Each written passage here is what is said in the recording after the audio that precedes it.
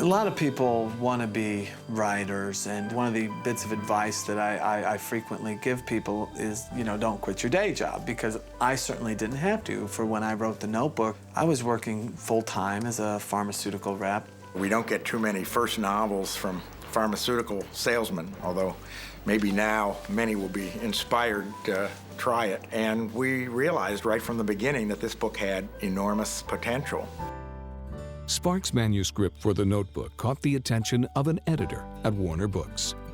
I took it home and I read it quickly, and I fell in love with the novel. It made me cry, and as far as I'm concerned, if a book makes you cry, it will make other people cry, and people love to cry. Sparks' agent had submitted The Notebook to 25 publishers, so Warner Books immediately made a preemptive offer.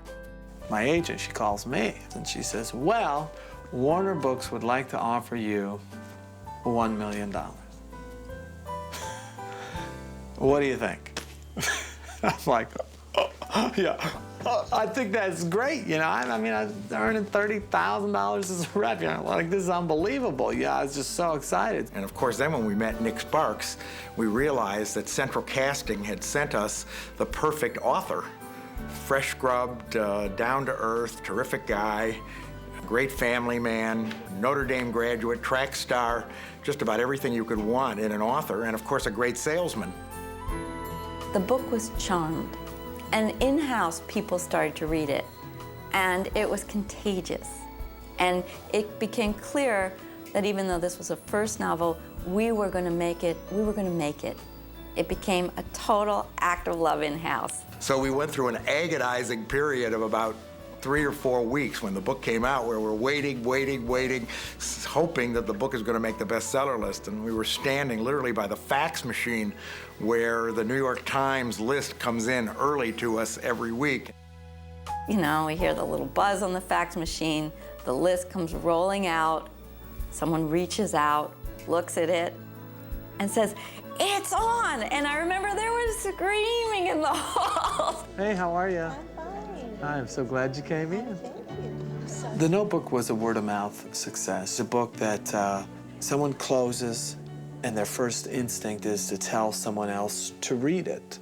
Thank you. Many women have told us, I can't believe that this book is written by a man, because it has such a great female sensitivity and sensibility. And to have a male writer writing these incredibly romantic stories, I think that's very appealing to women readers. It makes them believe that, you know, buried deep within some men is a pure romantic soul. Sparks' romantic appeal has endured through 8 subsequent bestsellers, including Message in a Bottle and A Walk to Remember. Thank you for coming.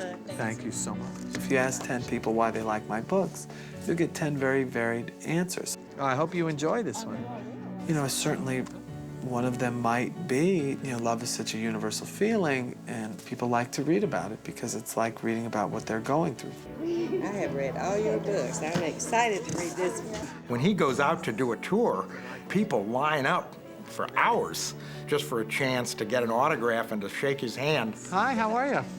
The teenage girls giggle, the older women have crushes. You know, he's almost like a rock star in his field. It spots now, all the flashing. He's a very modest guy. He has his feet on the ground. He's very, very involved with his kids, and I don't think he will ever fall prey to that kind of celebrity nonsense. What do you think about these ones? And neither my wife or I are caught up in the celebrity aspect of what I do in the slightest. We don't go off to Hollywood parties or New York literary events. And we live in a small town in the South. My kids do what every other kids do. They play soccer, they play football, they go to church on Sunday. We say our prayers at dinner and at night. You know, we lead a very, very typical middle-class life. Sparks' father was a college professor who relocated the family numerous times before settling in Central California. His mother worked in a doctor's office. Our family was very poor. If my mom didn't work when we were little, we wouldn't have eaten. It just went down to that. So we were latchkey kids from the age of 5. No babysitters, you know, just get home from school and you're on your own. And my brother and sister and I were always very close. Yet today, Sparks and his brother Micah are the only remaining members of this close-knit family. I've had an enormous amount of tragedy in my life. You know, I've lost my mom, I've lost my dad, I've lost my younger baby sister. Sparks' third novel, A Walk to Remember, was inspired by his sister's courageous struggle with the cancer that would eventually take her life.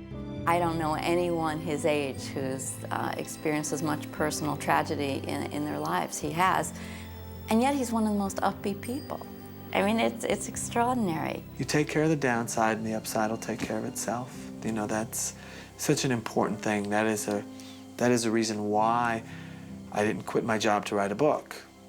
He's what the country loves, a good story, a good cry now and then, family values, love, all good things. And I think the reason he's able to write these very from-the-heart family stories is because he's lived it.